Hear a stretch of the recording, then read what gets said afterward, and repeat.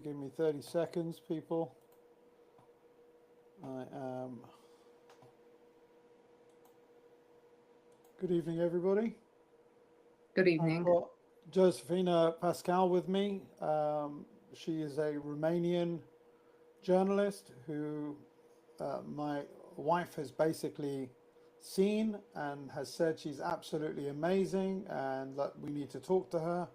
And what I'm doing at the moment is, as the Workers' Party of Britain, we have taken a huge interest in what's happening in Romania, and the reason we've done that is because our party is very anti-imperial, and we've seen what's happening in Georgia, we've seen what's happening in Ukraine in 2014, we've seen what they're trying to do in Romania right now, which is political interference into elections. When they don't like elections, they end up interfering and saying Putin's done this, and what do we get? We end up getting the EU trying to meddle with a country. Now, that's already happened in Ukraine, and the result of that is maybe 1 million people dead. And Georgia was going the same way. It's just meddling from the EU. And at the moment, Romania had an election, and that election has been set aside. I don't know the exact ins and outs, which is why I've got Josephina with me here tonight to tell us and explain what's going on over there. And this is going to be a series of um, podcasts that will be done every night this week. I've got a young man I met when I was in Romania because I was there over the weekend. He's going to be joining me for tomorrow. It's going to be an earlier time because he can't do 8 o'clock Romanian time. And then hopefully we've got another journalist who's going to be joining us for Thursday at 6 o'clock, which is 8 o'clock Romanian time. And I look forward to trying to have these conversations on a regular basis because it's very fast moving at the moment in Romania. There's a lot of things happening. There was a crowd of maybe 100,000, 150,000 people that walked the streets of Romania, and just like our events that take place here for the Palestinian solidarity events, that we turn around and say there's got to be 300,000, 400,000. The BBC say, oh, there was 70,000 people there, so they lie to try and reduce the effectiveness of people power. So a lot of this is happening much in the same way over there. So I'm going to hand over to Josephina and I'm going to ask her a few questions, and then hopefully she'll explain to me what's what, because I'm very interested in knowing what's going on, because I don't like what they're doing to Romania, because I can just see the hallmarks of Ukraine and Georgia. So first things I want to ask you, Josephina, can you tell us who Calin Georgescu is? Can you tell us how the election started, what happened at that election, and a little bit about the man? And then I'm going to cut in and ask you questions if I don't understand what's going on. So I'd be grateful if you can start off with him. And, was this the right time for the elections? Was it on time? Or was it something that was imposed? That'd be also an interesting thing. And also, if you can do us a massive favor, I'm just going to let you talk. Tell us a little bit how elections take place in your country as well, so that the people who are watching this can understand what Romanian democracy is. And, we all know what happened to Ceausescu in '89, Christmas Day, and it's a dark history for what happened to him. But I want to know, in answer to those questions, start off there, who he is, democracy in Romania, and explain to us where we are and how you're doing what you're doing at the moment. Go for it. Well, first of all, I want to thank you for taking a huge interest into what's happening in Romania, and even more so, actually traveling to Romania to see for yourself how the people protesting are behaving, what they think, what they're like, and what they want, essentially. Because as a journalist, I have both my personal opinion on the matter, and I can speak about the other people's opinions and what they want and why they took to the streets in the like you said, you mentioned Ceausescu and what happened in '89. People fought for freedom. That's what they wanted. They wanted the right to vote. They wanted democracy. And 35 years later, unfortunately, they've had their votes stolen from them. The right to vote was basically abolished through one court's decision. Now, before I get into who Călin Georgescu is and the political situation in itself, people need to know that this constitutional court of Romania is made out of 9 judges. They don't go through a selection process like a professional one. Like they don't require any past experience as a judge. It's politically appointed. And now we get to the political part because that's important. This court is made out of 9 judges. 5 are appointed by the leftist ruling party, and 4 of them are appointed by the ruling liberal party. So at this point in time, we have, yeah, I need to ask you, how long are they in power for? Is there a time limit on them being judges? Is there like 5 years or for life, like America? What's the life period of these judges? thank God, no, I think it's 5 years. I think that's their mandate. Yeah. Okay, carry on. So at the moment, we have a coalition government. It's made out of, I don't know how it works because, well, at this point in time, globally, we are not really talking about ideologies anymore, like left wing, right wing. I Mhm. personally am a right wing conservative, but I appreciate any kind of support from any kind of ideology against the globalists because, in the end, that's what's happening in Romania. We have globalists fighting against the people who want to be sovereign, who want to put their country first, their family first, their businesses first, their faith first. It's really that simple in Romania. But this coalition government is basically controlling, politically speaking, the court judges. So there is an interest on their part for this decision to overturn the election results. Why? Because the people voted on the 6th of no the 26th of November. They voted against the ruling parties essentially because the 2 candidates that went on forward to the second round of elections were Călin Georgescu, as you know, and the other candidate from the opposition as well I is a need to stop progressive you. Soros backed. Can you stop? When I put my hand up, stop because I want to know something. Because if I don't know it, I'm sure other people don't know it. So the election that's been stopped is, was that the first round that Kalin Georgescu won, or was there a round before this? The first round he won, and the second round was taking place while they stopped the elections and overturned the first round's results. What were the numbers? People just started voting. No. Diaspora, as you What know, was the Romanian numbers for diaspora. the first round? What was the numbers The for the first numbers round? were, yeah, yeah, yeah. It was 22% Călin Georgescu and 20% Elena Lasconi, the progressive Soros backed candidate, and the rest were like below 18, 17%. Okay, carry on. So it's Yeah. So in the second round of elections, 2 people advanced normally. Călin Georgescu on the patriotic side, on the mhm. conservative side, and the progressive Soros-backed, Marxist, full-on globalist Elena Lasconi. Now, the party that was supporting Elena Lasconi is a party that actually has promoted everything that's, I don't know, anti-national in Romania, starting with climate change politics, gender identity politics. You know, all of those, the type of discourse that progressives and Soros people, puppets, are promoting. So essentially, in the end, it would have been a nice battle between, uh, putting it simple, good and evil.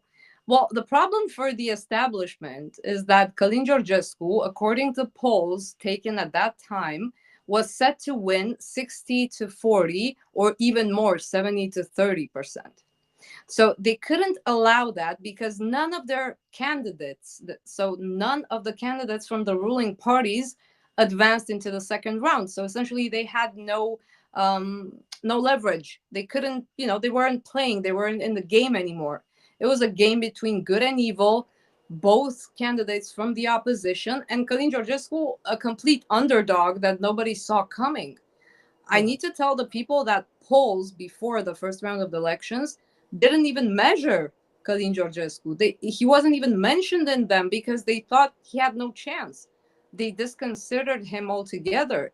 The polls were saying that the winner was going to be our current prime minister, the leftist Marcel Ciolacu, who, by the way, right now, during this whole crisis, is busy doing TikTok videos of him analyzing teenage challenges on TikTok. So it's insane how disconnected they are from what's going on in Romania, from the real problems that real people have. And some of those people took to the streets, not all of them, because Romania, I know it seems like there weren't many people. There were. Some people say there were 100,000 people on Sunday. Some people say there were 70,000. Some people say we were like 1,000 people, if you listen to the lying media.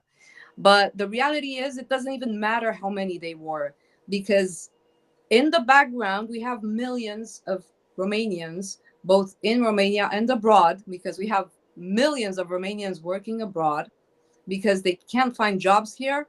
They have very poorly paid jobs. They have no one fighting for their workers' rights. Speaking of the Workers' Party, there is no one to speak for themselves. So they took to other countries. Let me stop you. I want to go back a little bit, if I may, yeah? Because if I don't go back, I'm going to get lost, and I'm trying to let you speak and keep your flow going. Now, you turn around and said that this guy who was supposed to be the winner, or the one of the two that wasn't supposed to be Callan, is now sitting there doing TikTok fights, basically, is what you're saying. That is what he's doing. That's the kind of Yes. person he is. Okay, that's good to know that he's a He is lightweight. the That's prime fine. minister of Romania right now. I mean, it's Okay, and he's insane. the prime minister right now still, yeah? Wow. Yes. Okay. He So, got appointed as the prime minister by the illegitimate now president, Klaus Iohannis. This guy's term ended on the 21st of December. And illegally, he appointed a new prime minister because we had parliamentary elections as well, which they also kind of lost. I mean, the leftist party, the ruling party, is on first place, but they dropped like 10 points. And those 10 points actually were gained by the Conservative Party, who placed second, the party that is supporting Călin Georgescu in the streets, even during the protests. can you do me a favor? Can you tell me who the sovereign party are? The Sovereign Party, the Conservative Party, like I That's what like you to said. call them, is AUR. It's an acronym for the Alliance for the Unity of Romanians. It's a pretty new party. I mean, it started taking the political stage like 4 years ago. They had a very low score at that point. They had like, I think, 9 or 10%. But Right. now, in only 4 years of being an opposition party, they had no chance of ruling because the coalition government didn't want to involve them in a government program. They grew it double the numbers. Right. They have like 21% now, which is important. And this party is full of new people because Romanians exactly that's exactly what they want. They want new people. They're tired of the same politicians ruling the country and switching from left to right and pretending to be either social democrats or either liberals. They don't care about ideologies anymore. They care So about their own let me ask you a question. economical gain. So the position of the president of the country in the United States, the president is the person who basically is one third of the power. He's the Mhm. executive office. If he doesn't, if Călin Georgescu does not have parliamentary, what's it called, majority, what are the things that he's looking to be able to do if he doesn't have a majority in parliament with the Sovereign Party? What are the things he's able to do? What are the things that he can direct from his office? And is it even worth him? Not is it worth it? Is it worth the opposition destroying the democracy of Romania to keep him out, even though they know that whatever decisions he wants to take and do and make, he can't win a parliamentary vote for anything. So why do you think that they are? Why is the coalition so adamant they don't want him in power?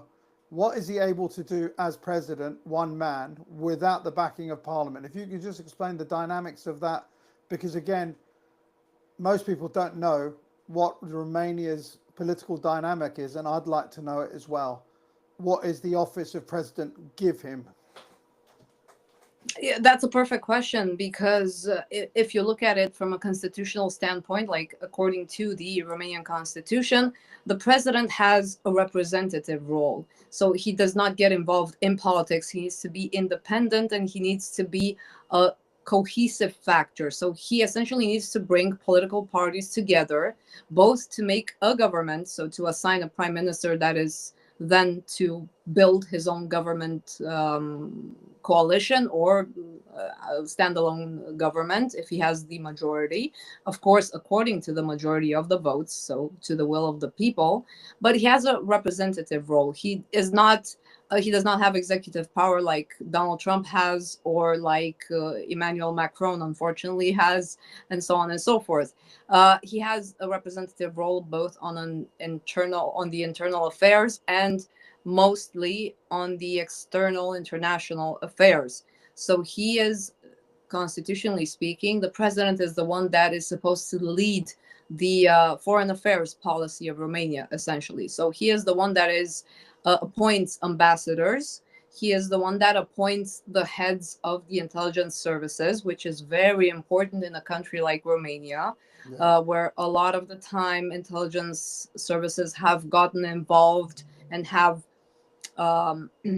committed even abuses by illegally monitoring citizens without any court order and getting involved in politics and businesses altogether. So it is a very delicate situation in the from the intelligence services aspect.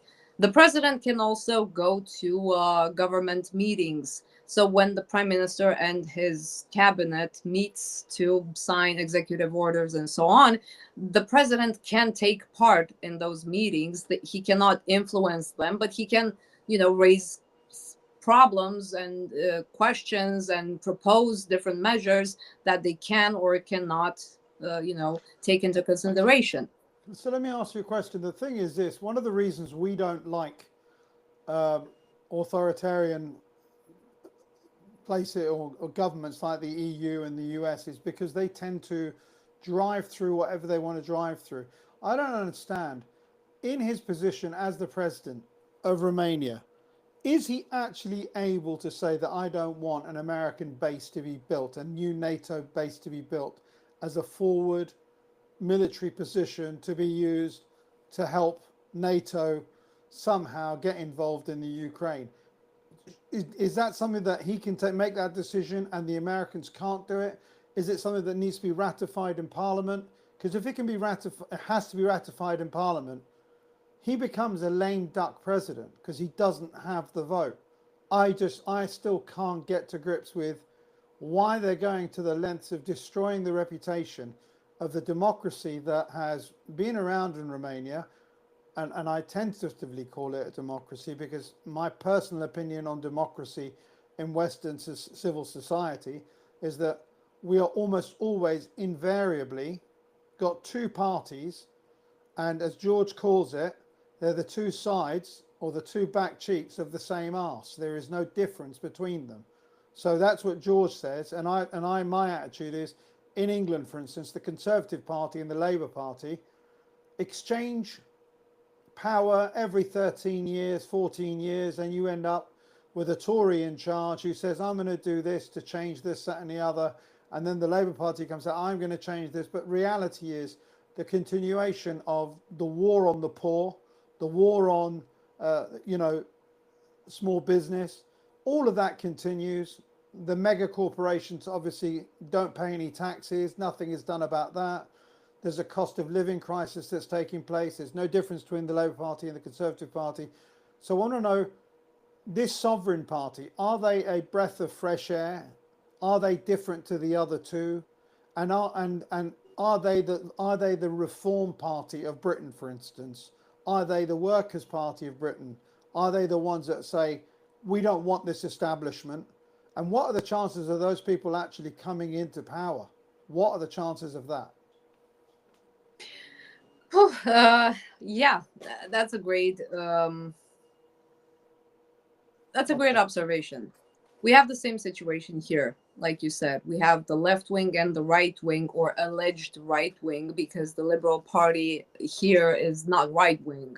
It's the right wing, as I see it, should be made out of entrepreneurs, intellectuals, people that value traditional values, family, orthodoxy. No, these people don't value any of this. They only value their economic interest and their economic growth, their personal economic gain. They have nothing to do with libertarianism, for example. And the left wing, the social democrats, have nothing to do with the poor people, the people that need to be helped, the people that need to, their rights to be protected, the workers. No, nothing like that. We have protests, by the way, besides the protests in against the constitutional court's decision. We have protests where police officers are asking for a raise in salary because their salaries have been cut, and the government doesn't care about them. They've promised raises in their salaries and a more competent police force,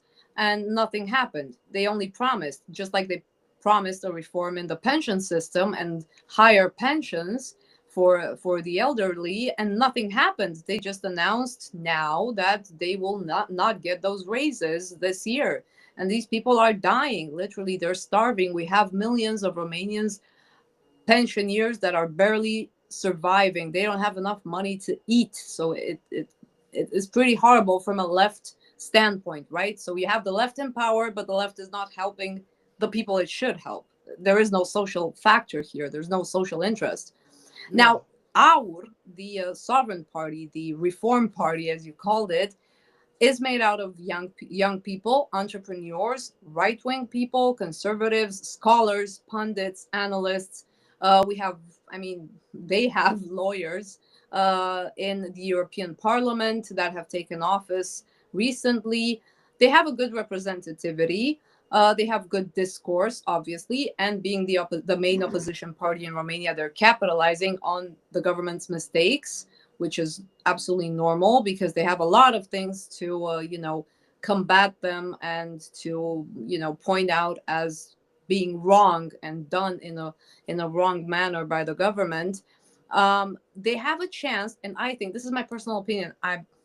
I could analyze this further, but it would take a long time. My personal opinion is that in 6 months' time, I think Romania will have snap of parliamentary elections because of the ongoing protests. Again, I'm not talking about the pro Călin Georgescu or the pro vote protests. I'm talking about protests from syndicates, from pensioners, from police officers, professors, teachers, educators that will take to We're the talking about streets. a general strike, basically. A general strike Yes. is going to cause that Yeah.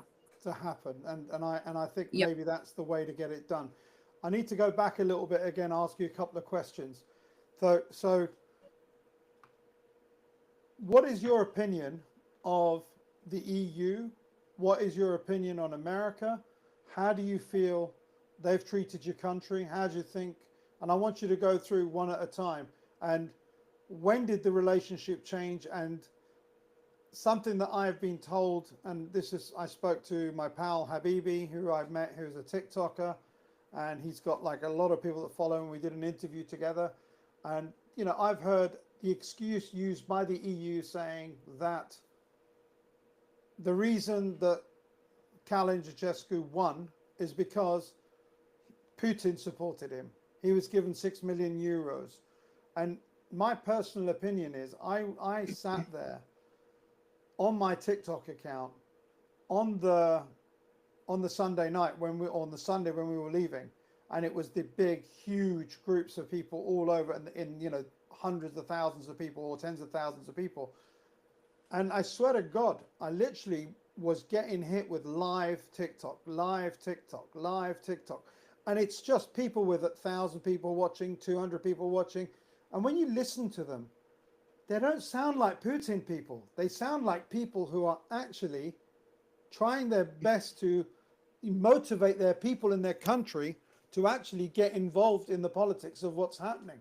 And that is the thing that surprised me. And yet you have these people that turn around and say they're Putin's people. And I need you to tell me what you think about that. Do you really do you agree that there's Putin has been involved in this politics? I'm gonna give you two answers, or two sides of this answer, because I feel the need to.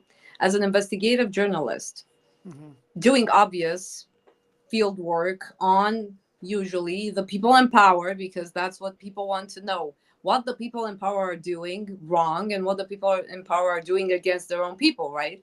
So Yeah. whenever I was investigating the people in power, politicians from the left or the liberal side, surprisingly, I would see them in cahoots, in bed with Russian oligarchs. How do you explain that? I mean, the same people who are accusing Călin Georgescu and his supporters and the people that took to the streets, because not all of the people that took to the streets demanding the right to vote actually voted for Călin Georgescu. They just Mm. want their right to vote. It's normal. 9 million votes were canceled. And Yeah. those people are accusing 9 million people, or let's say at least 2 million that voted for Călin Georgescu, that they are Putin puppets. I haven't seen anything like that. That's the point. The election was overturned, the election results were overturned based on assumptions and reports that were so vague, done by the intelligence agencies, that provided no proof, no solid proof of Russian collusion. Just like 2016, the United States of America had the same Russia hoax narrative running all throughout Donald Trump's presidency. It was the Yes. same exact thing.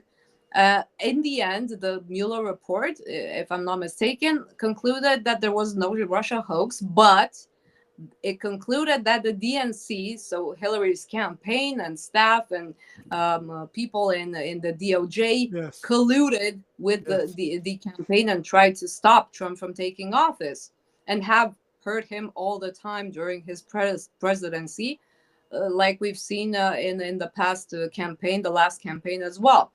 Uh, Now back to the lack of evidence. The Yeah. illegitimate president that actually called for the reports from the intelligence agencies to be presented publicly, and based on those reports to cancel the elections in Romania, Yeah. actually confirmed. He was asked by a journalist, if Russia has interfered in the elections, why doesn't our foreign ministry call the Russian ambassador and the Russian officials in Romania and expel them from the country, or, take serious measures against Russia after doing alleged election interference? And our president replied, being in Brussels at the time, that we would do that, but we have no concrete evidence of Russian interference. So, how is it possible that on the one hand you destroy the will of the people and cancel 9 million votes and scream nonstop about the fact that Russians interfered in our elections, and yet when you are asked to take real measures against Russia, you say we don't have the evidence to do that. It would be, impossible. So Yeah. how is it? How can both theories and narratives coexist in the same person, in the same, president of Romania and his policy towards the people? Uh, Unfortunately, the people are used to this way of being disconnected and arrogant and disgusted by your own people. This guy, the Romanian president, has been doing this for the past 10 years. 10 He years. has only, How often yeah, do you have the elections? every 5 years. So he's won two already, and he was looking forward to winning this one as well.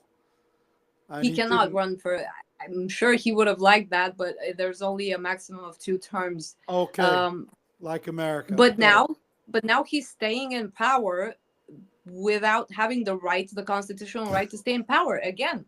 His term ended last month on the 21st of December, and he is not leaving the office. The Constitution says that if we don't have a president because, hey, you canceled the elections, the second person in the state, which is the president of the Senate, Yeah. should be the interim president until we have a new president, or until, well, you organize the elections or reorganize the second round of elections, because the people are asking for the second round of elections Yeah. to be organized, not the whole process in itself. At this point, the coalition government wants to reorganize the elections as a whole. And that's why they're dragging it on. Some people say until May. We don't have a date yet. Some people say until September. So essentially, this guy is illegally occupying the presidency, Yeah.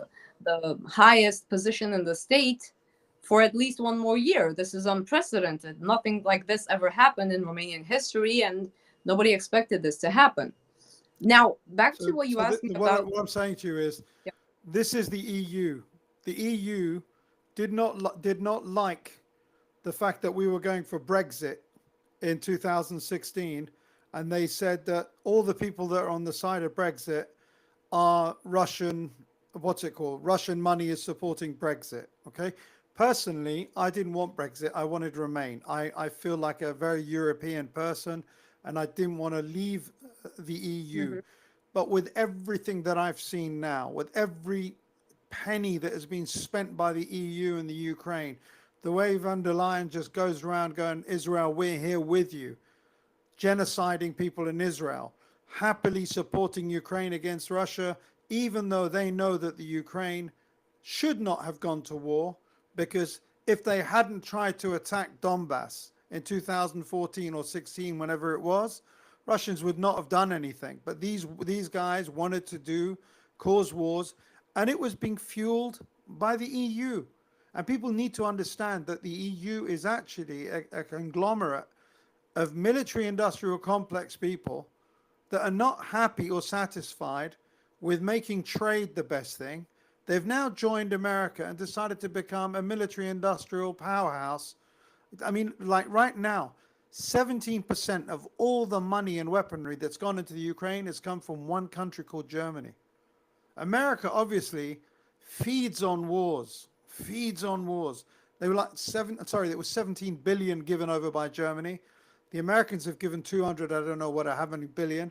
We in Britain have given them 6 billion. But you know, the Germans have given them 3 times the amount we have to Ukraine. And they want to, they just, I don't know what, destabilizing countries like Romania is not doing the EU any favors. Now people see the EU for what it is, which justifies it in the eyes of the people who are from Britain, who say, we're glad we're not in there anymore because we'll be part of an evil empire. I mean, but Britain at the same time is still supporting Ukraine and is also supporting Israel, but it's doing it as an individual country. But the EU should not be doing this, but Germany is doing this. France is doing this. They're sending troops, missiles, and everything else to do what they're doing. And it's all at the behest of the United States of America. So anyway, I'm going to shut up because I'm interested in what you've got to say. And I want to ask you again some more questions, if I may. Now, I've heard that there is a court case taking place right now. I need to know as much detail as you can. What is the arguments for and against that's taking place? What are the chances of these 9 judges actually doing the right thing? Or do you think it's a complete lost cause? There is no way that these guys are going to accept that, that the elections can run again immediately. What's the situation of the courts? And can you tell me when the court is going to be finished with its deliberations, when it's going to be making its decision, so I know whether it's 2 days, 3 days, so I can watch the news, and monitor what's going on. Okay, let me start with the last questions that you asked.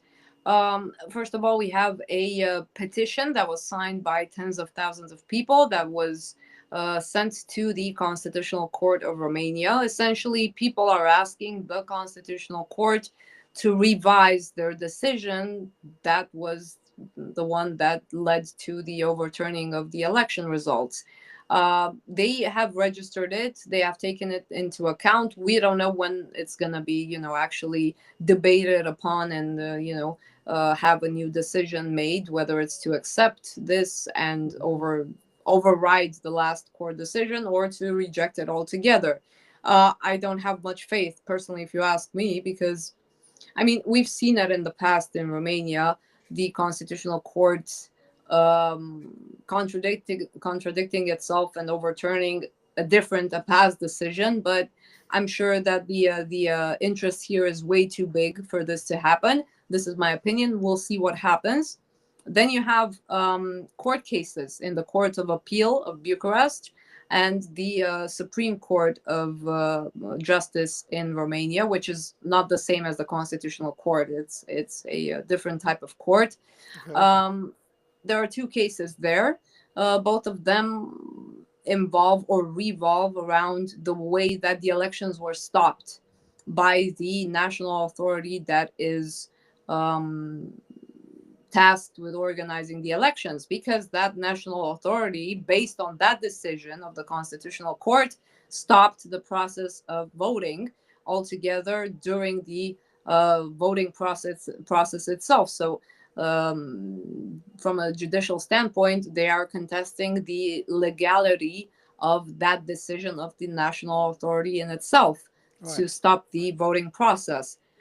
We don't know. There was a term today, and I understood that the lawyers of Georgescu were not properly let. They weren't allowed to properly present their case in court. So there was friction there.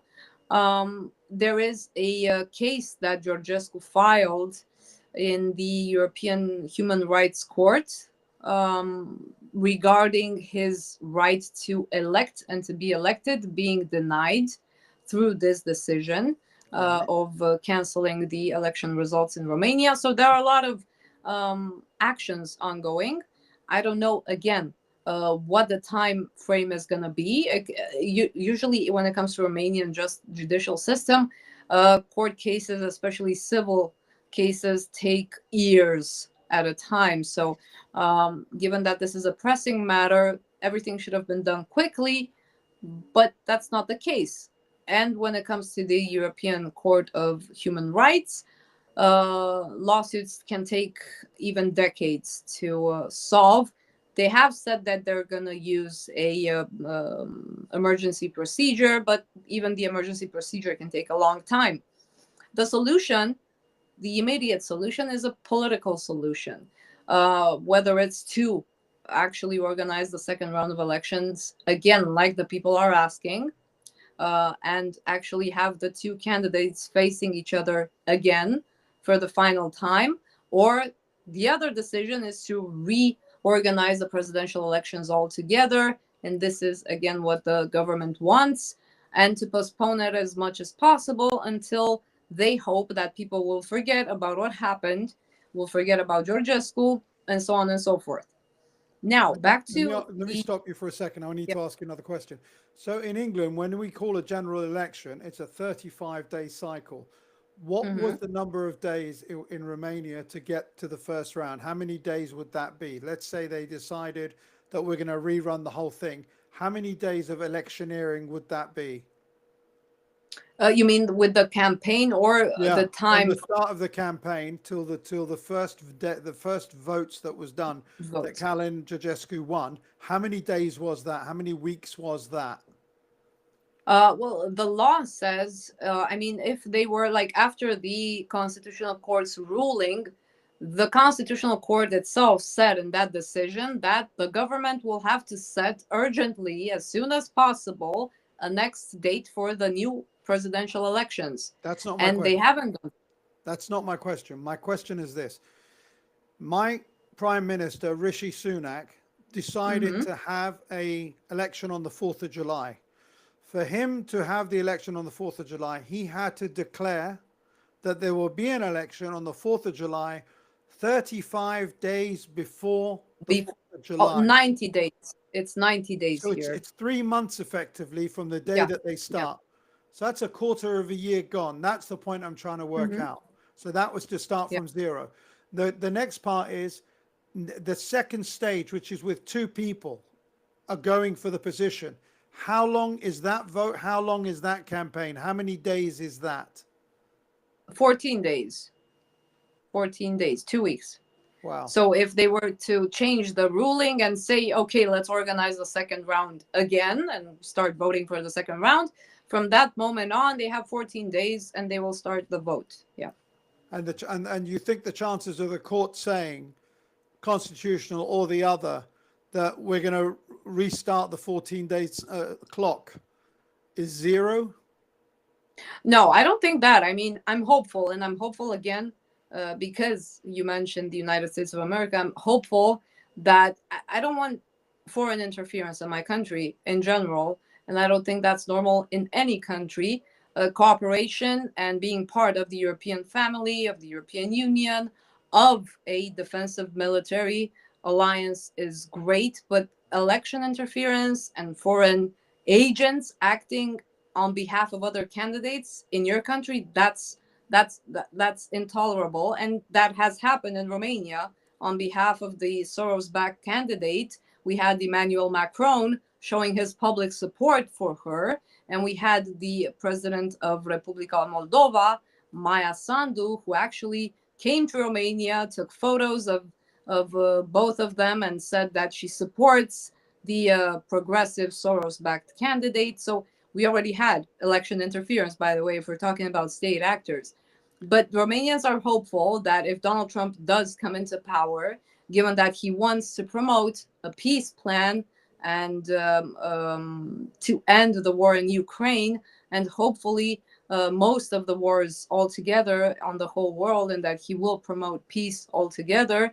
The Romanians are hopeful because Romania is, from a geopolitical and geostrategic standpoint, essential for peace to be achieved in Ukraine. I know that might sound too patriotic, or I don't know, too self-confident of me to say, but Romania's role is essential. We have the biggest border with Ukraine. We are, and this is not an exaggeration, the Romanian people are very tolerant. They have been supportive of the Ukrainians. They have taken them in. They have, from the first day of the Russian invasion, they have been at the borders, and they have given food and shelter, and have taken the children of the Ukrainians in and given them schools and access to health care for free.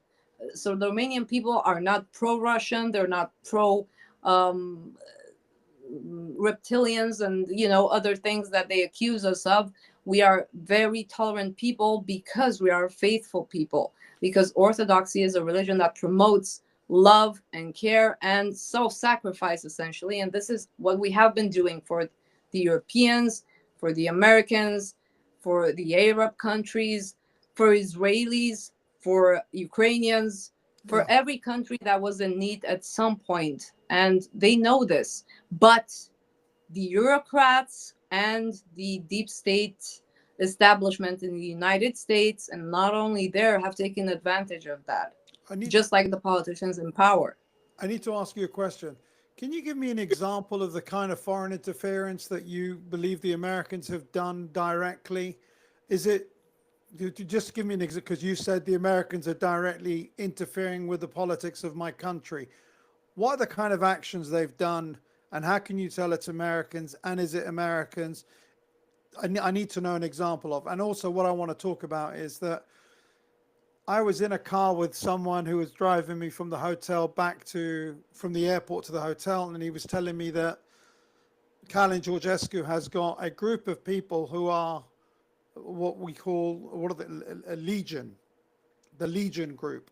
That's the word Legionnaire. he used, and they're effectively a militia, a right-wing militia who've got training camps just like they are in America, just like we've got in Ukraine, who are effectively Nazis. So I want you to get to that subject, but first of all, give me an example of the kind of thing that America did, and maybe the kind of thing the EU did, other than presidential people coming in, giving photo ops to someone to give them credibility in the eyes of, the people of Romania. What other things that you think, for instance, would the Secret Service of the CIA has done to try and change the way things are done on the ground? Because they did do the color revolution in Ukraine. They did pay for people to come and shoot people.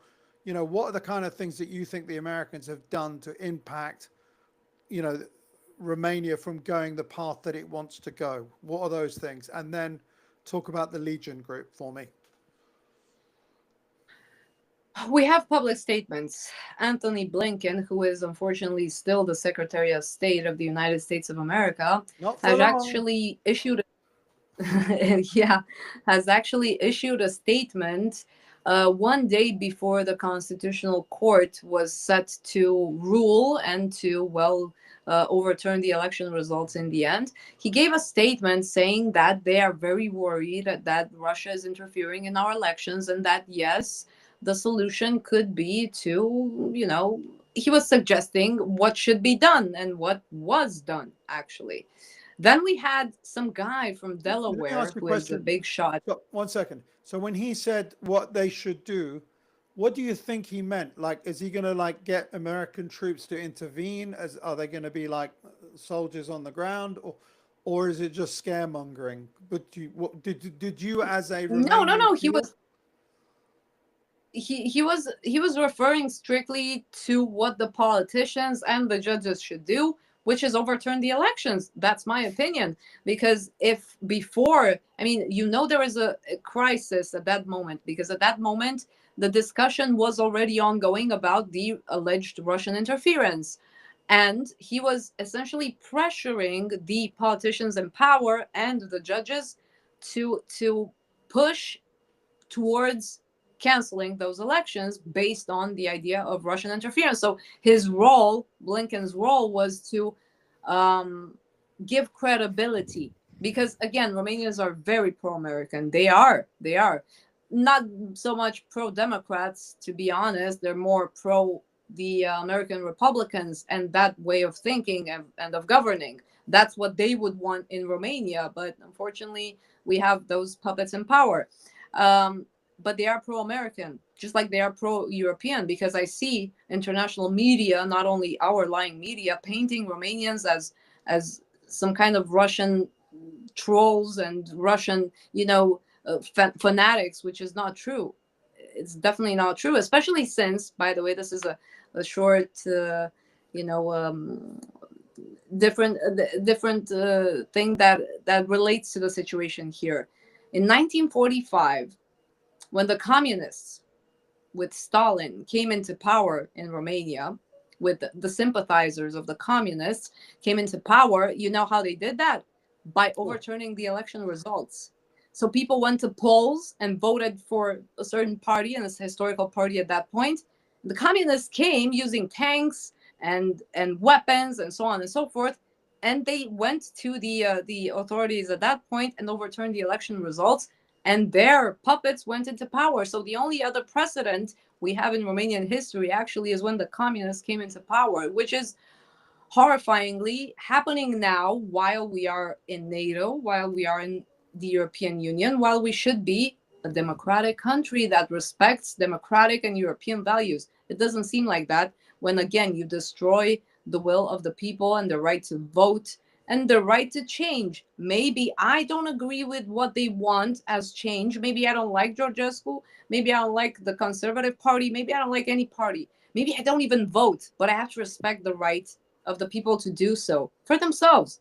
It is their choice. They will decide whether it was a good choice, a bad choice, but it's their choice, okay. Let right? me ask It's you a question. it's what the Americans say: pursuit of happiness and their right to. I know there was a saying that they have the right to build their own future, something to that extent. Yeah, that's what we should have as well, especially since we are looking again Yeah, very much you're not towards Trump American, so coming. you're not American, so you don't have that right to happiness. Okay, that's reserved for Americans and only Americans. Everyone else is supposed to suffer the consequences of the inadequacies of the foreign policies of America. My question to you, and I wanted to stop you, was can you tell me what the sentiment of the people is towards NATO, and how are they are the people of Romania in general supportive of the idea of NATO, or are they tired of it? Do they want peace with Russia, or do they, what side do the majority of the people want to be on? Because I know 100% that the United States' main driver is to make sure that NATO has another place to have more bases to be able to try and divide and conquer Russia. Because Russia is the world's biggest country, it's the world's biggest resources. There's more resources in Russia they've got more timber, the second largest oil reserves in the world, and they haven't discovered all of them. Yeah, nothing would give them greater pleasure than to see Russia turned into a European state with 10 different, Soviets that are divided up that they can then gobble up and fight and take over. That's what the Americans, the grand plan for Russia is that. But the thing is how do the Romanian people feel about NATO? Do they think that NATO is too much, or do they feel threatened by Russia? And do they want NATO because they're scared of getting taken over by the Russians? What's the conversation in Romania for people who are, thinking about NATO? And now with this interference from America and the EU, is there still the same love for NATO as there was before? Well, first of all, Romanians are, they feel, I mean, the general sentiment is that they feel good being part of NATO. They are scared of war, whether it's Russia invading Romania through the Republic of Moldova and so on and so forth, like they've painted the map so many times, whether it's NATO somehow being dragged into a conflict with Russia through Ukraine or other proxies, because there is a chance of that happening. We've seen a lot of situations where we, as NATO, as the alliance, were very close to war because of what happened in Poland. Remember when the Ukrainian bombs dropped over there on the border with Ukraine, and everyone was saying, let's bomb Russia now. So there is always, in Romania, the willingness and the will to be part of NATO, but not on the same terms. I don't know how to explain. Romanians feel that when it comes to military equipment, military acquisitions, so on and so forth, we've spent a lot of money. We spent a lot of money and we haven't been treated as equals. Because what happened was we spent a lot of money in advance paying for the government to government contracts on military weapons and devices and airplanes, fighter jets, whatever, and so on. And we haven't received many of them. We had one Patriot missile system in Romania, just one, and we gave that up to Ukraine. And now we're going to get it back. We're going to get back the Patriot missile system in like 10 years' time, with money probably being paid again. So the problem in Romania is they don't want. Let me stop you. Do you feel the threat of Russia coming to take over Romania? Do you think that's a real thing for you in your head? Do you not sleep at night because you're worried about Russia taking over Ukraine? And then you've seen what their military is like. Do you think they have the capacity to even attack NATO with Article 5, where they're just going to get taken to hell and back? Do you truly, as a sane, I mean, as the population of Romania, do you guys actually think that Russia is an actual viable military threat to Romania? Objectively speaking, I don't think Russia is insane.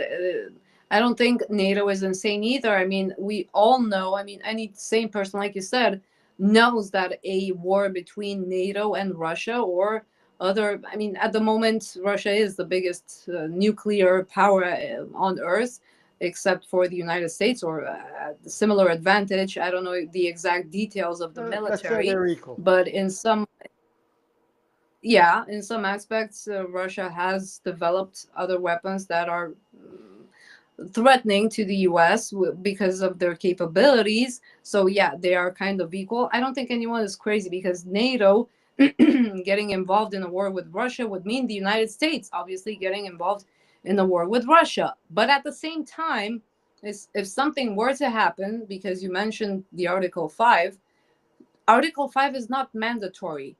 You know, there has been a lot of talk about this in Romania, as in, if some country of NATO gets attacked, let's say by Russia, the other countries are not obligated to activate the Article 5. So essentially, we might find ourselves, not we as Romanians, but we as a generic speaking country, could find ourselves in a situation where other countries will not maybe jump in to protect you. So that's why it's important to have a foreign policy like the one Georgescu proposed.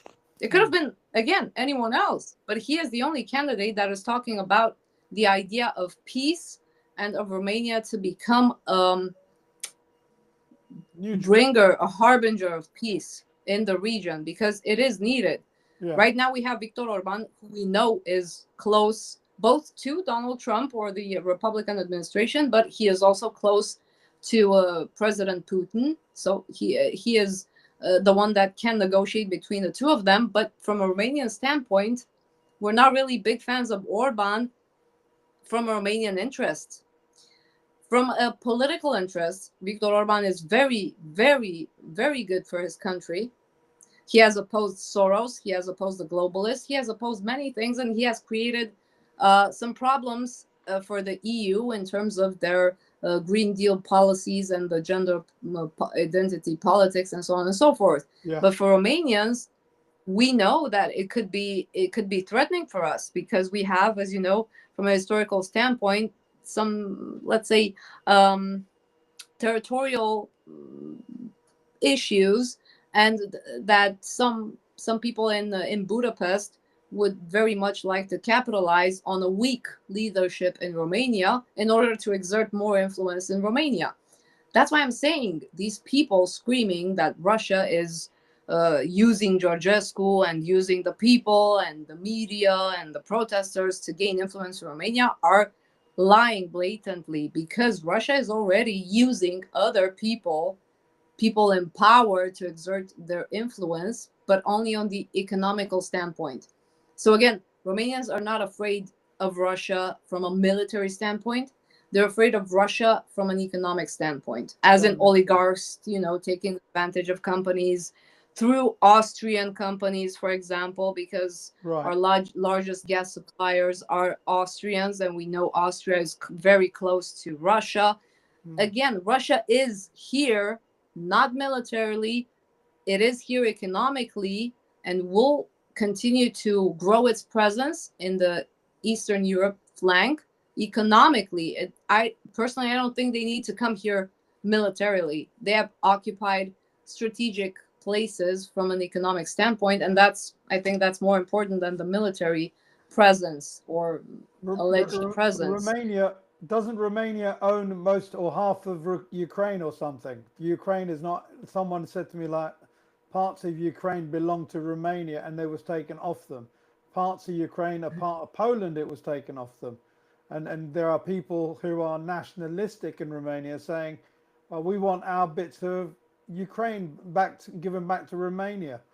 So the thing is this, what I say to people is, they're going to look for excuses and ways to get you guys all fighting each other and never looking up at the people that are causing the problems. And that is, I don't believe there is a dog's chance of Russia invading anywhere. If you look at the history of Russia, almost always, invariably, whether it's from the Viking times, from the Mongols times, Russia has always been invaded. Russia's always remained resilient. Russia's always had the Slavic people come back and, defend their land, whether it was Napoleon, whether it was Hitler. Whoever's gone there has ended up paying the blood price of attacking, but also killing millions. But the Russians have never invaded anywhere.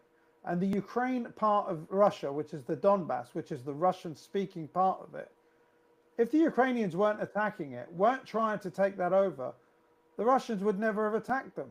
And, they've tried from the time of Bill Clinton to join the rest of the world and become members of the Western community, because they look at themselves as white people who are Christians, Orthodox Christians, who are basically, they don't look at themselves as a backward group of people. They look at themselves as Europeans. And I mean proper Europeans, because Russia has always been part of Europe. Whether you want to talk about Catherine the Great, whether you want to talk, Peter, all of Russia has always been part of the European conversation. Now it's got further and further pushed east, and all of this is to give more land to NATO. NATO that was supposed to stop at the borders. NATO that was supposed to stop on the borders when Gorbachev said, don't come another step east. and they've ended up another 1,000 kilometers east. And now, the Ukraine is a country that's going to touch the borders of Russia and be part of NATO. So personally, as a sane human being, I can understand why the Russians feel the way they do, and we'll just leave that there and park it. What I wanted you to talk to me about is these militias, the Legion people. Who are they? What is the strength of their power? Are they an absolute waste of time, or can they, if things go sideways for Romania and we end up with the courts not doing the right decision, are these people capable of doing something? And are the gendarmerie able to do something about them? Or do they have friends in the police? Do they have friends in the army? What are the kind of numbers of these people? And could they cause a problem if things don't go? Because I understand that they are friends with Kalin Georgescu. So just go a little bit into that for me and explain that, if you don't mind, what the dynamic of those people are and what's the paradigm that they need to come into effect to not lose their shit. And because I've been told they all have guns. And when people have got guns and they get angry, you've got problems. No, actually, it would be great, to be honest, in my opinion, if Romanians, and not only Romanians, had the right to own a gun like the Americans do. I think I'm not saying people would be violent. I mean, you don't see people shooting. I mean, you see robberies and burglaries at an all-time high in the United States of America, especially under the Democrat administration. We have crime that is rampant there, but what I'm trying to say is that a nation that has guns is more likely to protect itself against tyranny or to 100%. react against it, rather than a nation that is just waving flags. Again, I'm not calling for violence or anything like that. But no, in Romania, we don't have the right to use a gun as a civilian. It's only military and ex-military that can use it, and political people in power in So high the Legion places. people don't have firearms? They might have because they're mercenaries, but they will definitely not have them legally. They will probably have them where they are working, because these militia groups, as you've called them, are actually a group of mercenaries from the Foreign Legion in France, and they have nothing to do with Georgescu. I mean, they're not like his campaign staff or anything. No, they So they're not tried. they're not they're not actually friends then, as far as you're concerned. So I've been misled then by that concept. No, they're not connected. They're not buddies, but the media has tried to connect them because Georgescu needed security detail. Because in Romania, as a presidential candidate, you have the Secret Service, let's say, protecting you, and he refused the protection from the Secret Service. So he hired two guys that were ex-military, because mercenaries, I mean, mercenaries working as foreign mercenaries, Romanian Yeah. ones, are usually ex-military or ex-police officers, or even active police officers, because it is a possibility in Romania. And he hired two of those guys to be his bodyguards. And the media started building this whole narrative that he is So it's all supporting bullshit. mercenaries. Okay. I've got Yeah. another question for you. I need you to tell me, what's the population of Romania? What's the population of the diaspora, like that are outside the country? And I want to know from you, because I have been a construction manager. I've been a project manager in construction in London. When I came back to England in 2020, I ended up working for a company, and I ended up meeting, in my line of work in construction, Romanian people. Hmm. The hardest working people I've ever come across. Europeans, not actual, because the hardest working people I've seen are actually Nepalis and Sri Lankans in Qatar, and they just would go on forever. But as far as Europeans go, and I'm putting them up against the standard of English people, and I am an Englishman, we've got a load of people that just don't want to work. But the Romanians people do want to work, and they did work. And as I said, I hired over a period of 5 years 250 odd Romanian people. I can't say I dislike one of them. I can't say I dislike any of them. They're all lovely people. But how are they going to feel, do you think? And if there are millions of them, if this, and the thing is, the ones that are my ex-staff, you know, if you look at my Facebook, I've got a lot of staff that are my friends on Facebook, and I make friends with all of them because I love them all. I actually look at them as my family. I don't look at them as I'm their boss and I'm this, that, and the other. I look, and I've looked after all of them. Like I've signed off, I think I would say 6 or 7 of my staff who are women, the passports for their children, because I'm a company director and the Home Office needs the signature of a company director, a British company director, to get their passports. So I've done that for loads of them because I love them all to pieces. But none of those people, not a single one of them, has turned around and said, Hoz, why are you supporting, what's it called, Calin? All of them are supporting Calin. How are these people going to feel if democracy is denied? And what are the chances of these people turning around and saying, you know what, I'm going to go back to my country because I don't like what's going on? Do you think there's a chance that there could be a movement of like hundreds of thousands of people not willing to work because they can see that the court case has gone sideways, there's no light at the end of the tunnel? What would you say is going to be the reaction of Romanians who don't want to see their country go back into tyranny? What do you think they would do? Well, the first question you asked, what's the population of Romania? That is a great question because not even the authorities know this. I know it Wow. sounds like, what are you talking about? How can they not know this? I mean, they do know, but the official numbers are a bit sideways. Why? It's a long answer to give, but essentially they want to keep the numbers very high in Romania so as to count the votes in a different manner, if you get my point. No. Because you have a bigger pool of Yeah. people that can vote than you have in reality voters, then you're gonna get different different election results.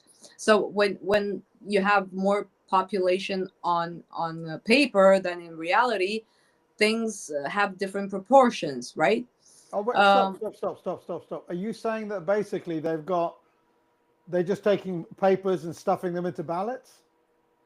this has happened. I mean, you mentioned that French woman who said, who was a mayor in Bucharest, by the way, the French woman that the taxi driver mentioned Yeah. when we were talking before, who said that orthodoxy and religion is dead and we don't need religion, which is obviously insane. But that woman was elected in her first term through voter fraud, and it never got sanctioned. We literally saw people carrying sacks, big bags of ballots, of stamped ballots that were being changed in the. We had CCTV images and nothing happened. She got elected because Soros was supporting her, so she Don't destroyed worry. half Don't worry. We Bucharest. have the same thing in Britain, and it happened to my boss, George Galloway, at Batley and Stant, whatever it is, ended up. So we have postal votes that come in boxes that are sealed. Yeah. And there was a video of the votes arriving in a black bin liner. Votes in a black bin liner. And they Yeah. took those votes in and they counted them, and George lost the seat because of that. So I didn't know how Romania does it. So obviously the corruption that exists on behalf of the establishment in these countries is the same everywhere. I need you to tell me the numbers though. What do you think the Yeah. numbers are? Let's Is say it 50 million, approximately. 100 million, 80 million, 30 million? What's Mhm. the numbers you think? Approximately in Romania. I think that it was important to mention because people need to know how corrupt these people really are in terms Yeah, of the election process in general, not just now. It's just this is the next level, the last level, I hope, of corruption. yeah. So around 19 million people Romania has, and diaspora is hard to count. We're talking about 6-7 million at least Romanians working abroad, like people who have already left and probably will be staying there because there is unfortunately no reason to come back to Romania, especially after you see all of this. Like you mentioned, Romanians working abroad love their country. and they have a huge responsibility. You know why? Because Romanians working abroad send money to their relatives in Romania. This money, like the total amount of money that they send each year in Romania, accounts for like 2.5% of the GDP, maybe even more, real numbers. So it's a huge amount. It's more than what they've done in investitions and using badly using EU funds, because they're corrupt in that sense as well. We have a lot of EU funds to receive, but they're so bad, so terrible at implementing projects that will handle the European funds, that they lose the money. So we are losing money because they're so incompetent. So the diaspora has a huge responsibility, And do financially they? And speaking. what? And I need an answer to my question. Do you think there's people who are going to turn around and go, I'm not. I don't want to swear, but do they just say, "F it, I'm going back because I'm not taking this shit no more," and these guys need to pay? Do you think there's a situation where that can happen? Do you think those people are going to come back, or are they all just going to go, you know what, I'm glad I left the country, screw it, I can't be bothered with it? What are the chances of that happening? If you asked me this question, let's say 4 years ago on the last election, or 5 years ago on the last elections, and something like this happened with fraud and people stealing the elections and so on, I would say no, they probably wouldn't come back home and they wouldn't care, because Romanians don't like voting, don't like protesting, generally speaking.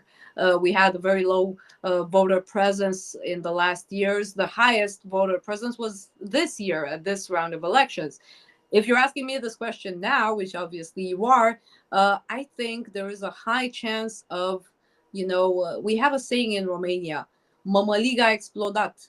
So when something becomes so unbearable, it's gonna pop. The lid off of the pan is gonna pop, and things are gonna go crazy. Because again, these people have relatives in Romania, whether it's their children, their elderly, they are all gonna suffer here because of the incompetence of these people. They are all suffering because the election was canceled, because we are in political chaos. Without a new president, we will be in political chaos. Imagine this: Romanians are looking forward to Trump being in office. Who is Trump going to speak to?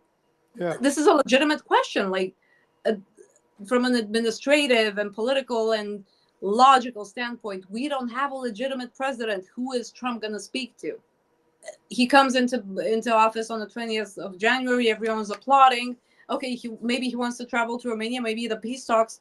We would love for the peace talks to be held in Romania, because again, we have the biggest border with Ukraine. We were the biggest supporters of the Ukrainian people, not of Zelensky, because that's important. That's important to make this difference. We are the country that was objectively used most to transit weaponry and military support for Ukraine. From a technical standpoint, from a logistics standpoint, we have been there for them. yeah, I think it's perfectly normal that Romania should host this peace talks, but who is Trump going to talk to? Illegitimate President Klaus Iohannis, the one that ordered for the elections to be overturned? I mean, yeah, I think Romanians are going to return home. And I think this protest, although again, there weren't a lot of people in numbers, but for Romania, it is the biggest protest in the last decades.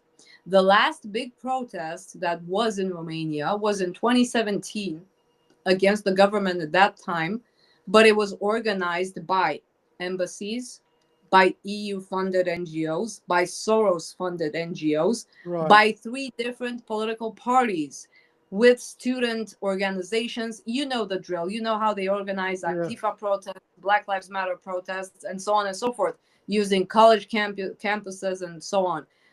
This was a protest organized by the opposition party, one opposition party, and that's it. No big tech companies supported it, no embassies, no Secret Service agents. It was just the people. So for yeah, us, on our country's level, it was a huge protest and a huge wake up call that the current government hasn't understood. Because right now, the logical reaction for them after the protest is to ban social media. That's what they're announcing. ahead of the presidential elections. Tell me about that, because I think that the impact and power of TikTok in America is so powerful that the ADL, which is the Anti-Defamation League, which is a Zionist, organization that can't handle the truth that's been said and used against Israel, and they have converted people from pro-Israel to pro-Palestinian, because they've seen every picture, every video in 4K of kids with their heads blown up, with kids with their chest exploded, all with bullets being targeting them. And that's what TikTok has been showing for a long time. Obviously, you can't show those things anymore because TikTok has changed the way it does its stuff. You can't even smoke on TikTok without your account getting banned. But the Americans have basically, or the ADL have pressurized them to try and sell TikTok to a company that will hopefully make sure that they don't do these things. And now the same thing. This is the TikTok is the tool with which I can see the liberty of the people is being shown. The liberty is like the fight and the struggle for, you know, for their rights.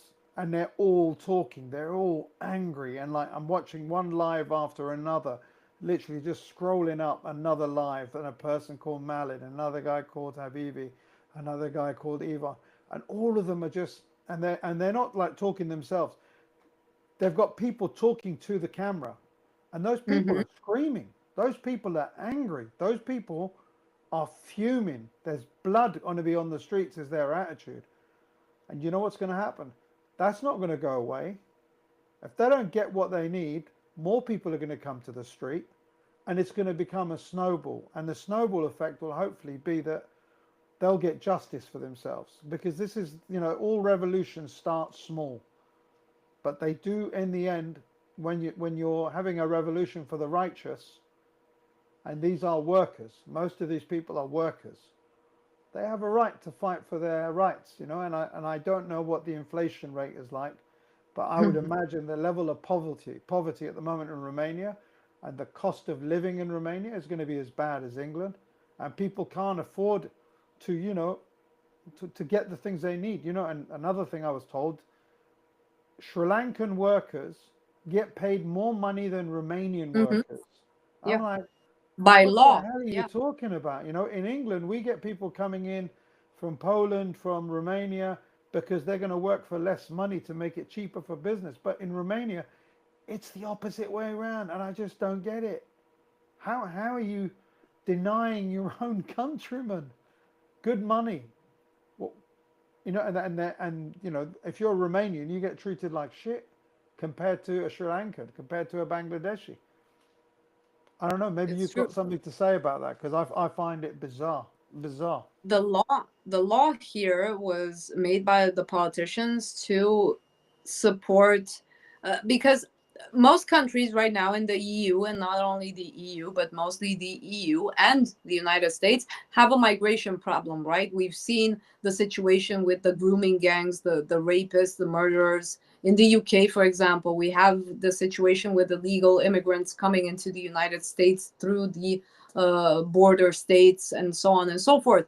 But Romania has a, let's say, reverse migration problem. Romania's biggest problem is that it's losing its own people because people are leaving. Romanians are leaving.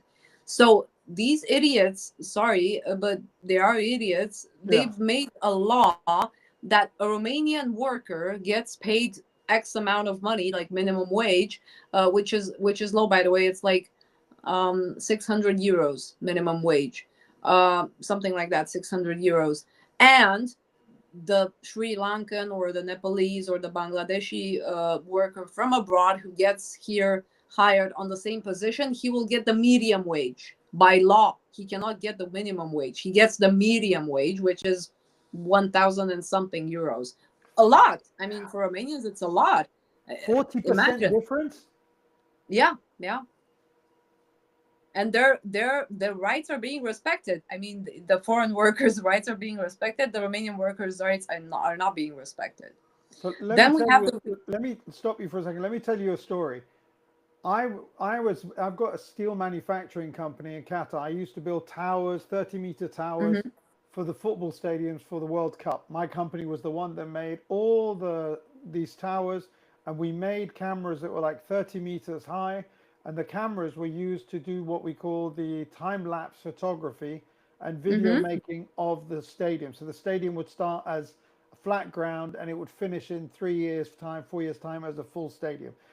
Now, the Mm-hmm. guys that were working for me uh, were Sri Lankans and Filipinos.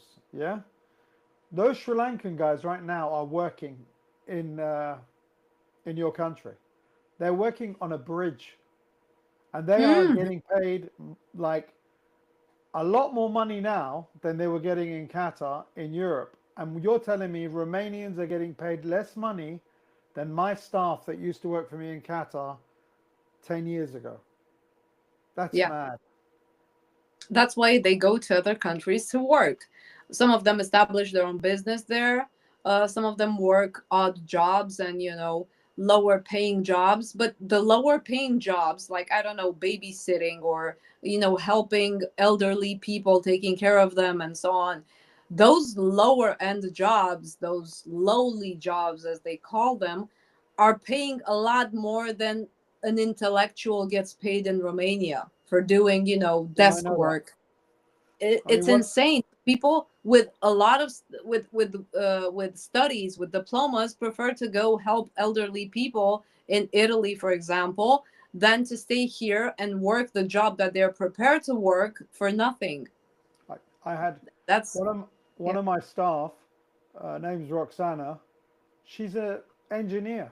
She's like a construction manager and Mm-hmm. engineer in Romania, but she's come to London, and she makes more money as a supervisor, or what was making more money as a supervisor than she was ever going to make over here in Romania, and she works over there.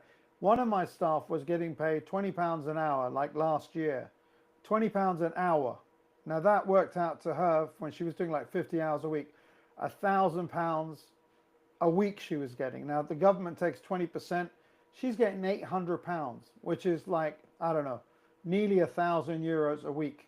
And people in Romania are getting €600 a month. Work that out. She's on 3,600 a month in 4 weeks, and people over here in 4 weeks are getting 600. That is a huge disparity, and I'm Yeah. shocked. I'm absolutely shocked. If I was the Romanian poor people of this country, I'd be rising up for that reason on its own. No other reason would be enough. I'd be like going, you need to look after us, and you need to increase our money, because I don't care how uh, you know cheap everything is in this country. You've got to be It's not getting that cheap paid anymore. half of what's happening in London. You've got to be getting paid at least half of that, and half of 3,600 is £1,800, and they're getting €600. That's £500 a month. It's nothing. Anyway, It's gonna be even more problematic in the coming months because of inflation. You mentioned inflation because of the rising gas prices. I mean, look. Speaking of Russian influence, Romania doesn't have a dependence on Russian gas. It's nearly impossible to be dependent on Russian gas because we have natural resources. We have gas in the Black Sea, we have gas onshore, we have rare metals, we have gold that we could have explored and exploited, and we're not doing that. We have a huge hydrographic basin in Romania and water, just like Georgescu is saying, he is a smart man, by the way. Water is going to become the new petrol, yeah. the new currency, water and gold. Yeah, if you look at what the UK is preparing for its citizens, or the EU, they're planning to rationalize water. They're planning to rationalize food. So farmers, water, and natural resources are going to be key. They're going to be more important than printing Who money. owns those? And who owns those companies? Who owns your oil companies? Are they national oil companies, or are they private companies? And are those private Uh, companies owned by Romanians, or are they owned by Americans and Europeans? Who are the people making the most profit from it? Do they pay taxes? Has there been enough money being, because Good Do point. you guys see the benefits of this oil? Do you see the benefits of this gas? Or is that all just going somewhere without any taxes on it? That's the shocking aspect. I mean, we are not dependent on Russian gas because Russian gas is not going to flow through Ukraine anymore. Therefore, in most for European countries, gas prices are going to go up. Okay, but the problem is Romania is not in that position, and yet we see our gas prices going higher, a lot higher up. Okay, we see oil prices, like fuel prices going a lot higher for no reason. We see Yeah. electricity prices, energy bills exploding for no reason. And starting in April, some people, especially lower and middle class people, are going to pay almost double for their energy bills. I don't know where from. I mean, I'm seriously shocked. Romania should be like a textbook example of how to survive with no money. Romanians are a prime example of that. I don't know where Romanians how they're able to survive with literally no money, especially in the coming months. It's impossible. You know, there's going to be Our violence. There's going to be violence on your I streets. hope not, because let me tell you why. Because I mentioned the Soros protests in 2017. They turned violent, okay, and they overthrew the legitimate government at that point through violence. And I don't want. I'm sorry to say, but I don't want to see a scenario like 2014 in Ukraine. I don't want to Yes. see violence becoming the driving force. No, I mean, I'm very happy that people were peaceful, but they need to be out, I think, in larger numbers, and they need to come together, both workers and police officers and educators and citizens who are entrepreneurs. You mentioned taxes and paying taxes. Romanian workers salaries are being taxed by a lot. Like I said, entrepreneurs, they have to pay a lot more taxes than the big retail companies. Why? Because if you look at the numbers, the big retailers, whether it's supermarkets, whether Yeah. it's telecommunication companies or oil companies, you're going to see that their profits are nearly zero. So essentially, the taxes that they have to pay are nearly zero. I mean, what we're getting back from those people who are either exploiting our resources or exploiting our country as a marketplace in itself, we're getting nearly nothing. We as a state, as government, we're getting most of our money from the regular people, which is not normal. I mean, I'm a big supporter of less taxes, obviously, like any conservative right wing person is. Why should Yeah. we take so much money out of the person's hard earned paycheck? Why should we take all the money from the Romanian businessmen who are struggling to fight through bureaucracy and through the judicial system and so on? Yeah. And the big companies, big tech is nobody's asking them anything. And you mentioned American companies. Actually, the same people who are calling us Russian puppets are the ones who threw the Americans out of the country. Okay, when it came to the Black Sea gas, the gas in the Black Sea region, we had Exxon Mobil there ready to actually explore for the gas and start, drilling for it. And guess what happened? The Austrians came over, the same people who took over our national oil company back in 2004, something like that. The Yeah. same people came, threw Exxon out. We as the state, as the people, had to pay the bill for Exxon leaving and obviously losing the project that they were financing at that Yeah. point. So we threw the Americans out of the country, economically speaking, because that's just one example. We took these people in, and these people don't even want to, give gas money back to Romanians. I don't know how to explain in English. Um, Norway has 40% tax that it takes from the company that is drilling for the Yeah. oil and the gas, right? In Romania, that tax is 5% because we negotiated it that way. Okay, so what comes to Romania besides the gas that it's going to use for itself from the Black Sea region? the money itself is 5% of what that company makes. That Okay, foreign okay. company. It's a foreign Well, company. It's an Austrian company that is controlled, well, I got by I got to Eastern Europe. I got to tell you something. In Britain, we have the big American companies. The American companies like the Apples, Starbucks, these corporations, they Hmm. make their money in our country. So that means British people buy an iPhone, buy a coffee, Hmm. buy everything, okay? They have revenue of, let's say, 5 billion, okay? The profits from that 5 billion is maybe 500 million. They then turn around and offshore all of that profit to Ireland because Ireland's rate of tax is lower, or Luxembourg, or Hmm. Brussels, or I don't know where. Then they turn around and pay taxes on the profits that they choose to say to us is the amount of Exactly the money. same here. Yeah. So that is the way that big corporations, mega corporations, just screw over native countries. And you know what? They're taking the money that belongs to our country. And my party is a great believer in you make your money in this country, you pay the taxes in this country. We're It's we're a normal. socialist party. And if I knew you were right wing, I wouldn't even let you on this a conversation. I am.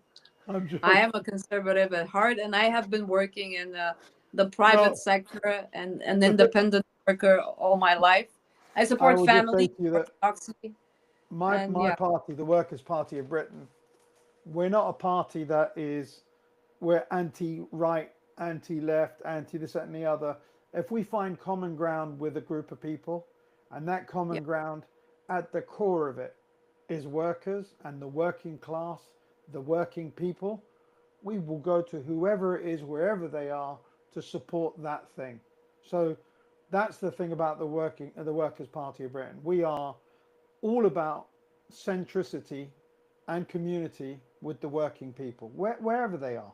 So in Romania Maybe right now, huh? I think you should hold a conference, take Mr. Galloway here to visit Romania, and maybe talk to our Prime Minister, Marcel Ciolacu, who pretends he's a left wing and he is supposed to take care of the people and the working class, and teach him what social democracy actually should be. Because me, as a right winger, I can't teach him that, but I can teach him common sense and have been trying to do that. But you can teach him practical common sense. I don't know if that makes sense. I, I, I And don't I don't think he wants to learn any of those lessons because I'm 100% sure there is nothing that George Galloway is going to be able to say to him that's going to change his mind because I can 100% tell you that he is not the master of his own fate. The master of his fate is someone in Soros's organization, someone in the EU, somewhere in America. They call themselves leftists, they call themselves whatever they want, but really they are the servants of oligarchs. That's all they are, all of them. And whether it's the Labour Party in Britain that's sitting there in bed with the BlackRock and Vanguard and whatever else, or whether it's Germans, French, don't think that any of these people who are alluding to having a democratic engagement, democratic relationship with its citizens, yeah, are anything like that. They are all working, almost all of them invariably working for the richest people on the planet Earth, and those people tell them what they're allowed to talk about, tell them what they're allowed to do, and if they decide that they don't want to do what they're told, they will not be around for long. And most politicians, not George, and that's why George is not always in Parliament because he's never sold his soul to the devil. These politicians in Britain will do whatever it takes to get into power, will lie to whoever to get into power.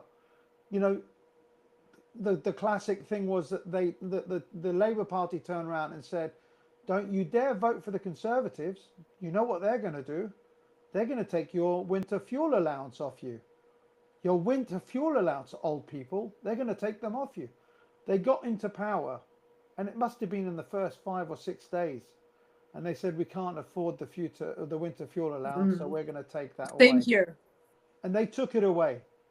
And this is what I'm saying. Like they are, that's why I'm saying like they call yourself Labour or Conservative or whatever. They're not human beings. They don't look after the citizens of the country. They're only interested in staying in power.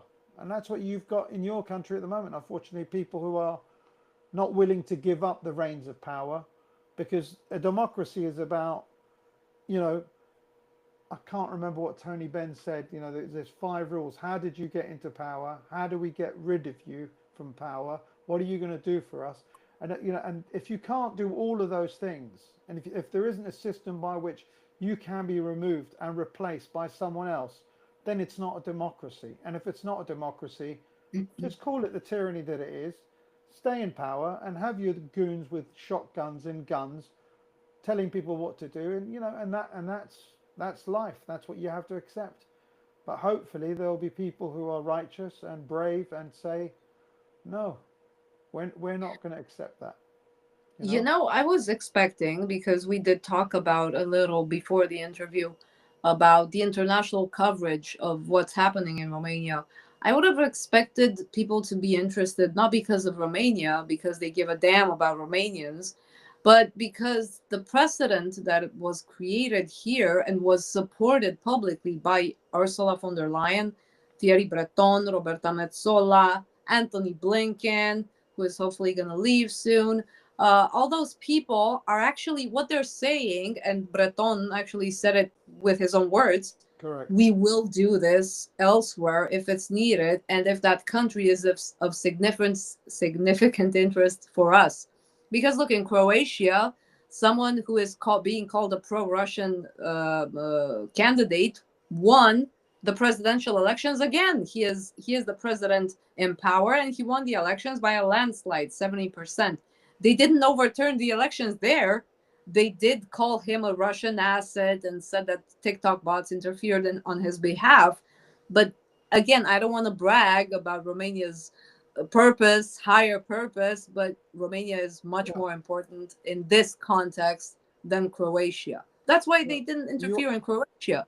you're right Britain, on the border. You're right on the mhm, border with Ukraine. They can't have you do that. The next country you and need we're to a watch, very rich country. yeah, and the next country you need to watch is Germany and the AfD. Now, if the Yeah, AfD, which is a right-leaning party, wins those elections, Henri is going to make sure that doesn't work. Because yeah. that's the kind of scumbags they are. They don't respect democracy. They respect controlling power. Respect. Poland, the same. I'm a lot more worried, or equally worried about Poland, because Poland has Donald Tusk, a EU bureaucrat who has been ruling the EU for God long knows when, Yeah, and now when he should be retiring, he's leading Poland, and he already wants the Law and Justice Party to be denied the right to candidate to run in the elections, and very interestingly, the presidential elections in Poland are in May, which is when allegedly we'll have the elections again, if we yeah. will have them. I mean, nothing is for sure, and I would have expected right wingers, left wingers, like you said, normal people, anti-globalists, people who don't want their democracy being torn apart and trashed, to be at least interested in talking to me. I mean, I swear, I got asked by right wingers, right wing newspapers, what's going on in Romania. I give them my point of view, just like I'm doing with you now.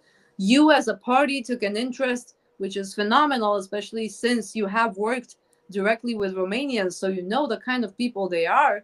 I You have a have love taken. for Romanians. I love Romanian people. I mean it genuinely from the bottom of my heart. I don't think I've got a Romanian friend or a Romanian person that I didn't like. I've never had a problem with Romanian people, and that's why, to be honest with you, I am. You know, I did come over and have a.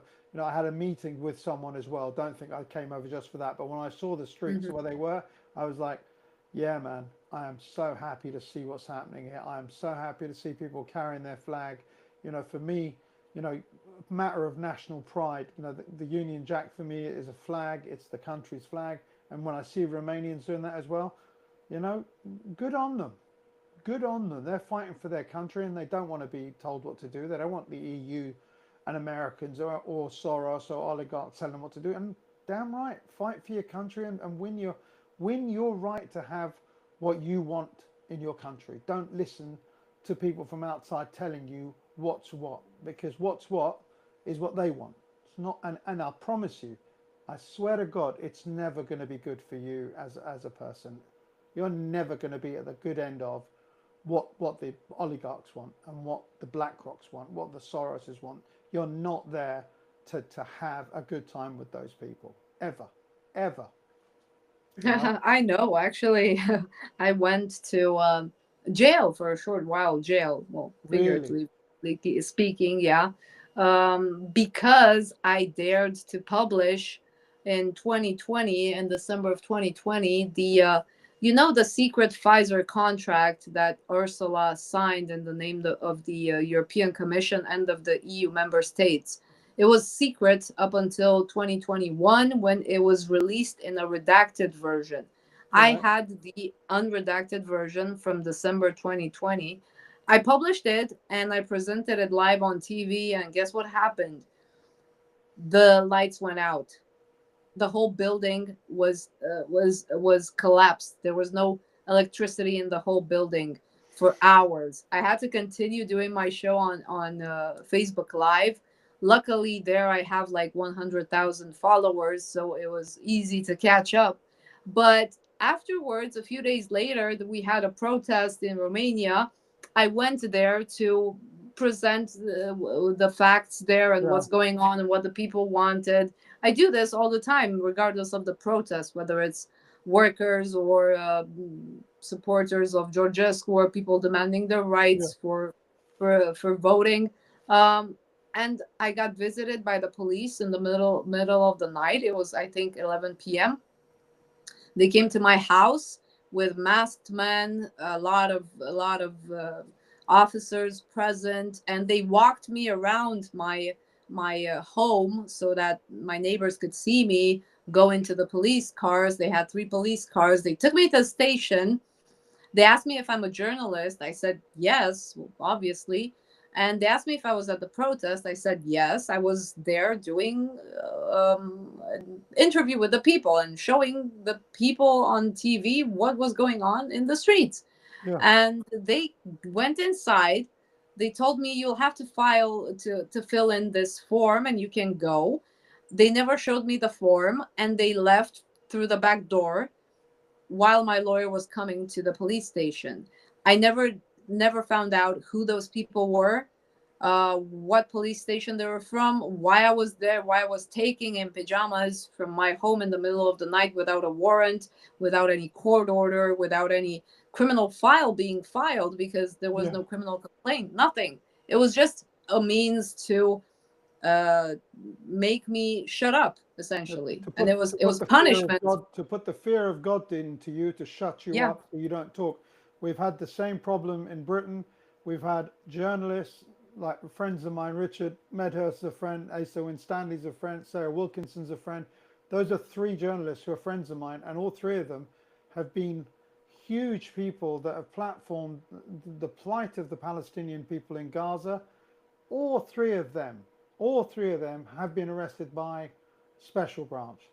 Special branch is like the highest police. They're like, the top Hmm. police, and they've arrested them and they've taken all of their cameras, their phones, their computers, and everything. And in the end, there is nothing. They've taken, all the stuff they've taken.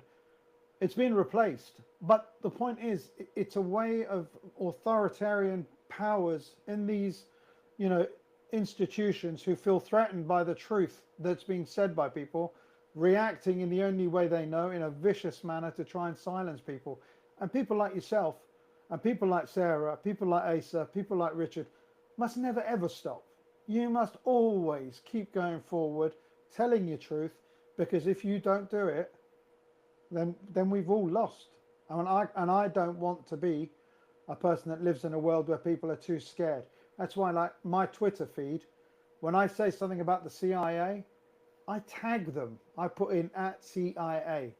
When I turn around and talk about the FBI and what they've done wrong, I tag them, because I live in my head. I believe I live in a world where I'm allowed to call people out for the things that they do, and it doesn't matter who they are. It, and I don't lie when it comes to like my accusations of against people, and I don't tweet stuff that I'm ashamed of. I've made mistakes. I'm happy to admit that I make mistakes. But if I do have a mistake, I delete the tweet and I apologize for it. But I'm never ever going to be scared of anyone, because I don't want to live in a world where I have to be in fear of what I have to say. The liberty that's in my head, the liberty that's in my heart, is something that's precious to me, and it should be precious to every single citizen on this planet Earth. We should not be silenced by tyrannical people who've got police officers that wear black outfits, wear weapons, wear armor, and have weapons that come and threaten you and say, shut up or you're going to get this, that, and the other, which is what the drill they've done with you, yeah, to try and scare you. But I'm so happy to see you're here with me and on the, on the news, that you're still shouting and you're not stopping, and you're a brave person, and I'm glad I met you, and I'm glad we're doing this, and I hope that you continue. And maybe you should go into politics. Maybe this country Uh, needs people like you to be politicians, to set an example of what a politician should be, because it's not a far stretch for journalists to become politicians. And I think you would make an amazing politician, because you are an honest, an honest person, and that's what you need to be. You just, and I tell people, I'm not religious, I'm not Catholic, I'm not Christian, I'm not Muslim, I'm not Jewish, I'm not Buddhist, but I do have a religion, and my religion is to do good. That's all I do. I live my life to do good and to help people and do whatever I can to do things that are good for people. And that's why I've gone into politics, because I only want to do good. I'm not going in there to become a multi-millionaire to sign off contracts. I could get paid a lot of money if I turned around and said, oh, Israel's got the right to defend itself. You understand me? I could turn around and say, oh, Ukraine's brilliant, we should attack Russia. No, because I know it's the wrong position. And you're the same as me. And there's a lot of people like us. And we're the ones that need to have the opportunity, because we've actually got a conscience. We know what it is to be a good person and to do good. And I applaud you for what you've done. And I'm sorry that you got arrested. And I hope to God that you are able to just carry on. Don't stop. That's it. Thank you. Yeah, actually, that moment made me even tougher, and made me become even more determined to speak the Good. truth as I see it. Because, like you Good. said, it's perfectly normal to have debates, and it should be normal. Just like we are supposed to have the right to vote, we are Absolutely. supposed to have the right to free speech and to inform ourselves the way we want to inform ourselves. Maybe some people don't want to hear about Palestine. Maybe some other people don't want to hear about Israel. Doesn't Yeah. matter. Maybe some people are pro-Russian, some are pro-Ukrainian, but there should be a common ground. And like you said, I think the common ground is doing good. Whether it's you calling it politics or religion, doesn't matter. I think that people at an international level are sick of these people doing evil and Exactly. manipulating people against each other, because I don't think all people or countries or leaders are essentially not leaders as in the top people, but like uh, mm, influential leaders, like influencers. Yeah. Influencers are essentially bad or support a cause because they've been paid, or maybe they genuinely believe that. But I think the common ground could be doing good, because Yeah. that's essentially why we're here in this situation at a global scale, because people have stopped doing good to each other. They have Yeah. started doing wrong to each other, and then on a bigger scale to other countries. No, I don't think I will be going into politics, because I think, unfortunately, Romania still needs free press, as little as it is, unfortunately, because journalists are happy to get paid big money in order to spread lies about politicians, about me, about Georgescu today and some other Georgescu tomorrow. Doesn't matter. They're happy like that. I have struggled for years to build a, I don't know, credibility. I think that's the word, credibility in the eyes of the people that follow Mm. me, because they know I do right. Like you said, I might be wrong, but I will admit I was wrong. Yeah. Just like I will keep an open mind to listen to opinions that I may not agree with, but it's your right to speak them out, and I'm gonna listen to you. I'm either gonna give you a counter argument, or maybe I'm going to agree with you, or maybe we'll just leave it at that, like you said, because we cannot move on with that subject at a certain point. Yeah. That's what politicians should do, by the Yeah. way, when they're not doing that. Yeah. Um, I want to add one thing to what you've just said. There's an American saying, and I'm going to get it wrong, I know, but the gist of it is this: I will fight for your right to say whatever it is that you think you should say, and I don't want to be, I don't want anyone to stop you having the right to say whatever you want to say, and I will fight to the death for your right to be able to say whatever you want in politics. And we should not be silencing people. We should be saying to people, you say what you got to say, okay? And if anyone wants to stop you talking, I'll be the guy that goes and fights those people. I'll be the guy that puts myself in the way, because everyone has the right to actually say and do what they think is right. And that's what the world that we should live in. Right, madam, it's nearly 8 o'clock. We've been doing this for an hour and 50 minutes. I'm going to give you a couple of minutes to finish off any last thoughts you've got to say. And then I'm going to... I just I wanna have a rebuttal, or how's it called? Because you mentioned that saying in American. We have a saying in Romania that goes like this: "I will fight till my last drop of blood for you to be able to disagree with me." It's a saying by a very interesting politician in Romania that unfortunately was way ahead of his time at that point, right winger.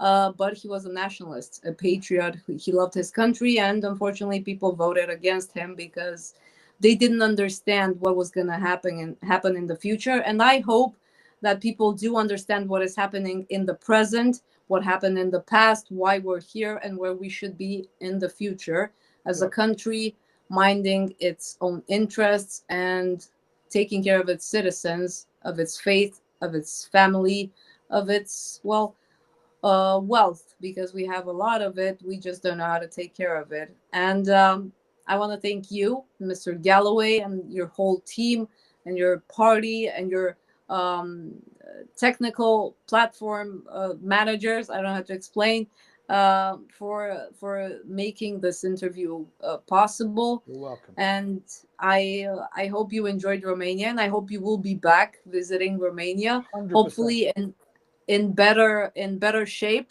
But in my opinion, this is the best shape we've been in from a democratic standpoint. When it comes to the people exercising their right to protest, it was beautiful. It was peaceful. It was full of Romanian flags. It was full of young people, people that Yep. love their country and want their country to perform in the future. But I I, hope the next time we meet each other in real life will be in better terms from a political I hope standpoint. so too. I hope so too. Right, guys.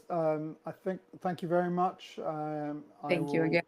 have to end this thing because it's been going for nearly 2 hours now. And to everyone that's been watching, thank you very much. I appreciate you. And I hope that, and I wish only the best things for the Romanian people. I wish you your liberty, your freedom, and your democracy. And I hope that you get it sooner than later. And I just hope there's no violence. And I hope that when you do get your rights, you don't have people from the EU and from America denying you your rights. So with that, I'm going to say good night and thank you very much for watching. Thank you, everybody. Yeah. Thank you. Right, it's stopping. It Hmm. stopped. What percentage are you on?